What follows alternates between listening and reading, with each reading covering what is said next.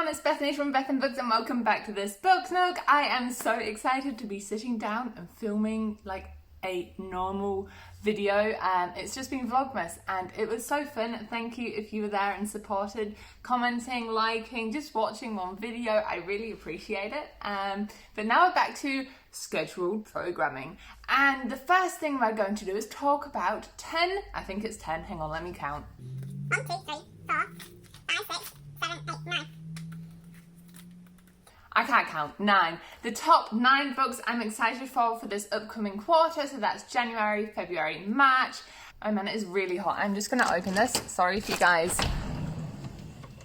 hear any birdies. Summer has finally arrived in New Zealand. I'm so happy. Alright, I'm going to be real cheeky here, guys, and just plug my Bookstagram account for a second. I've taken a couple of weeks off and I am back into it and I'm really excited. I'm going to be doing like digitally dating a book, doing some book recommendations, more reviews, doing some fun Instagram reels and stuff. I've just revamped it. I've stepped up the game. So please consider going and following me over there. I'm also going to be, and here's a little segue, going to be making sure I update my stories over there, like mini reading vlog style. So as the books I'm about to mention get in my own hands and I read them and you want to see my thoughts as I'm reading them, that's where it'll be. I'm going to pull back from the reading vlogs a little bit this year and create different content for you all. Alright, thank you for letting me talk about myself. Let's get to what you're actually here for. First on this list is Law. This is written by Alexandra Bracken. Sorry, my notes are down here. I can't remember all of this. This is a young adult fantasy, and the reason why I picked it up is because it has a game element to it. It sounds very Hunger Games-esque meets Greek gods. So there's this thing called the Aegon, and think of it like Hunger Games in how in the past there was a rebellion and now like the capital in the Hunger Games gets all the normal people to fight in the Hunger Games. In this, the Aegon is the equivalent of the Hunger Games, and for every 7 years these 9 Greek gods are turned into mortal humans and are then hunted for sport because of their like ancestors' past rebellion.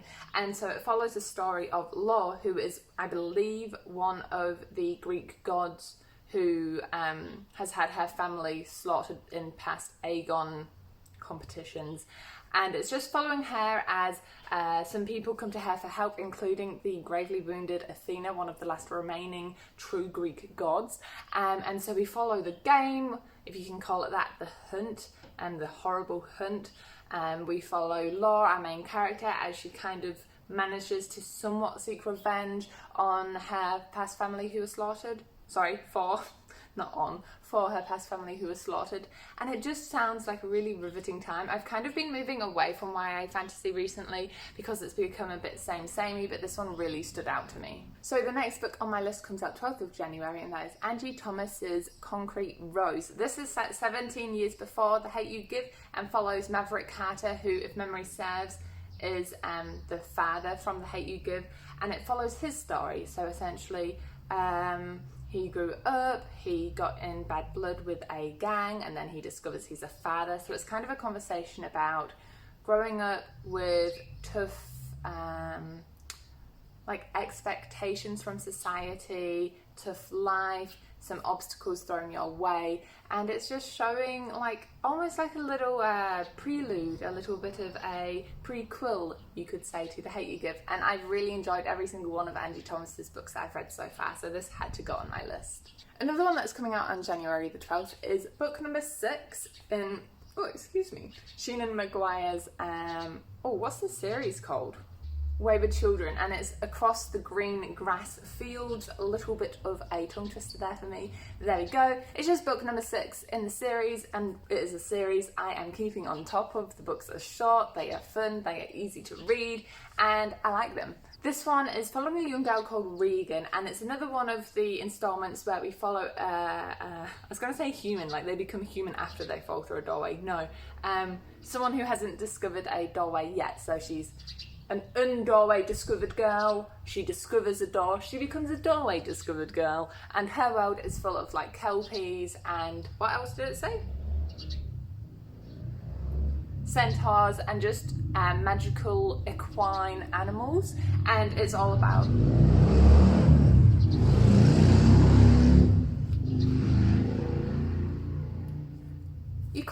done, good sir, thank you. Regan embraces her time with this magical head and essentially discovers heroism isn't always in the cliched forms that you read in stories and fairy tales. We got there. I spat it out. Let's move on to book number 4. Book number 4 is called We Free the Sands, which is book 2 in the Sands of Arawiya series by Hafsa Faisal. I absolutely loved We Hunt the Flame, which is book number 1, and just needed to continue with it. It's one of those books which has a really, I think, well done enemies to lovers trope in it, which I am a sucker for if it's good. It's also got really cool woven in elements of Islamic, is that the right word? Hang on. Sorry, I got myself a bit confused there. I've educated myself. I meant to say Arabic because Hafsa Faisal herself is American Muslim. So what I was getting at is that Hafsa Faisal has woven in Islamic throughout her book. Woven in this one, really fun reading like Arabic names and then being able to translate them to English and see what they mean. For example, one of the horses in here is called Sugar, which I think is adorable. Anyway, I'm getting off track.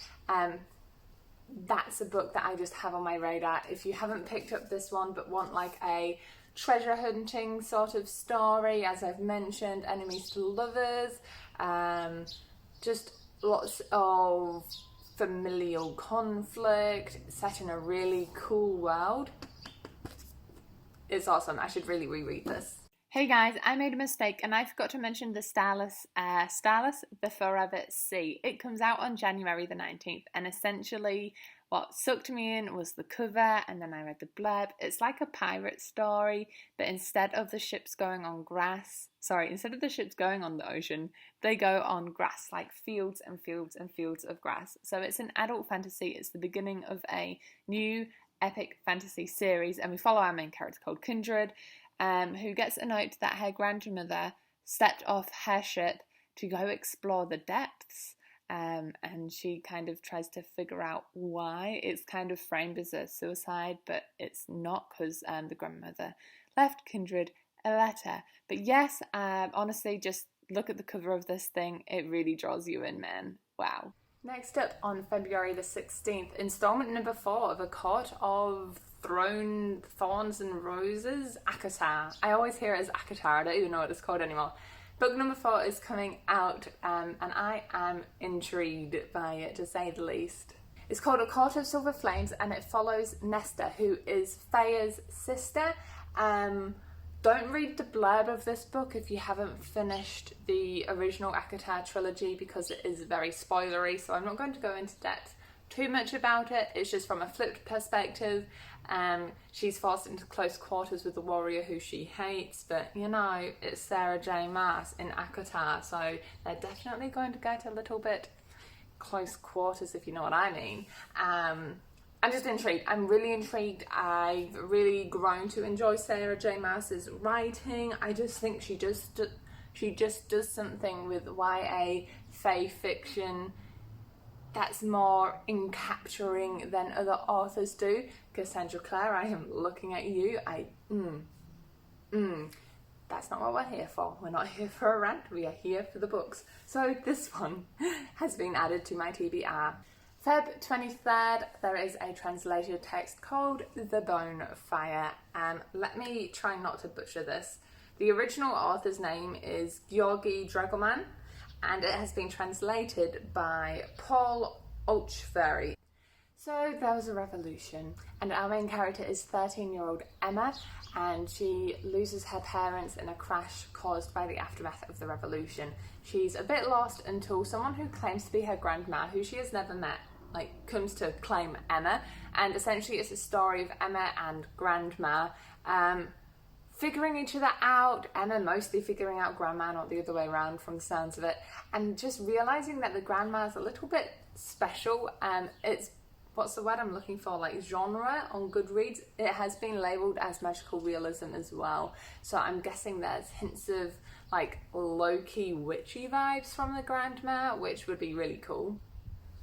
The blurb, if I just read this line out real quick, says, They weave together old world mysticism and contemporary politics to uncover the soul of a war-scarred land and its people. So I'm just really intrigued by it. It sounds really unique, and I actually have an ARC for it thanks to NetGalley, so I'm definitely going to get to that one. Next up is called A Trial of Sorcerers. It is by Elisa Kova and it is young adult fantasy. Sorry, Elise Kova, and it is young adult fantasy.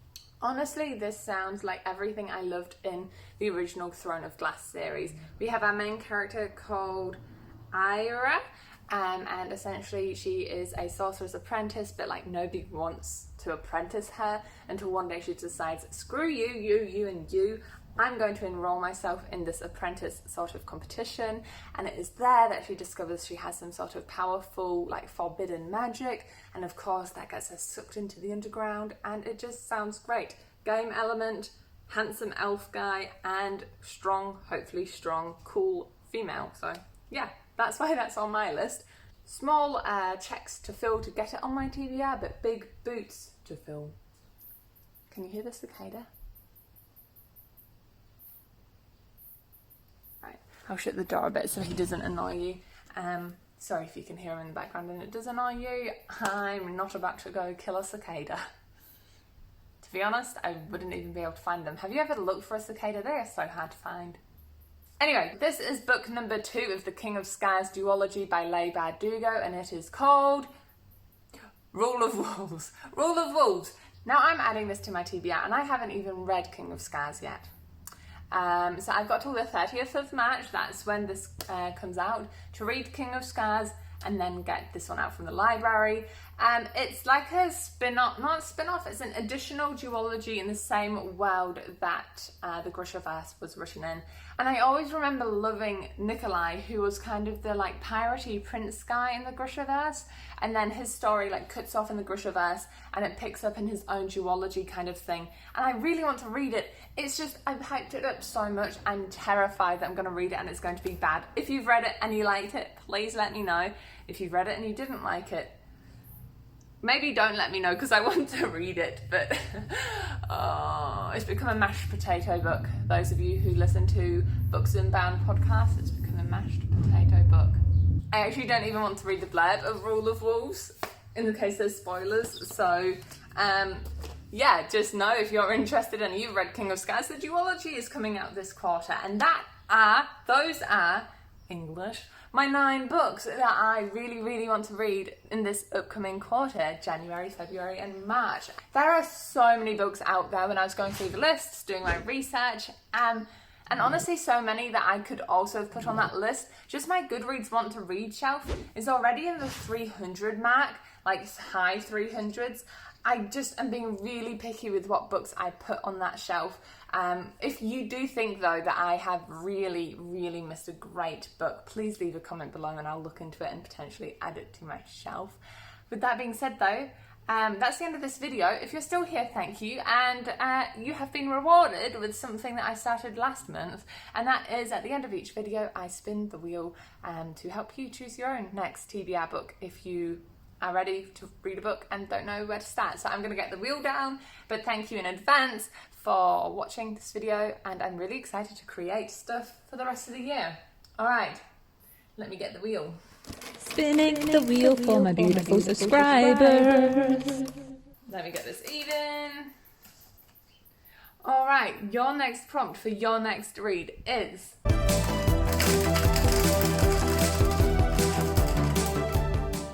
Instagram influence. So hop on Instagram and choose a book from a post you see there, or if there's a book you've added to your TBR because you keep seeing it crop up on Instagram, that is your next read. See you in the next video. Bye!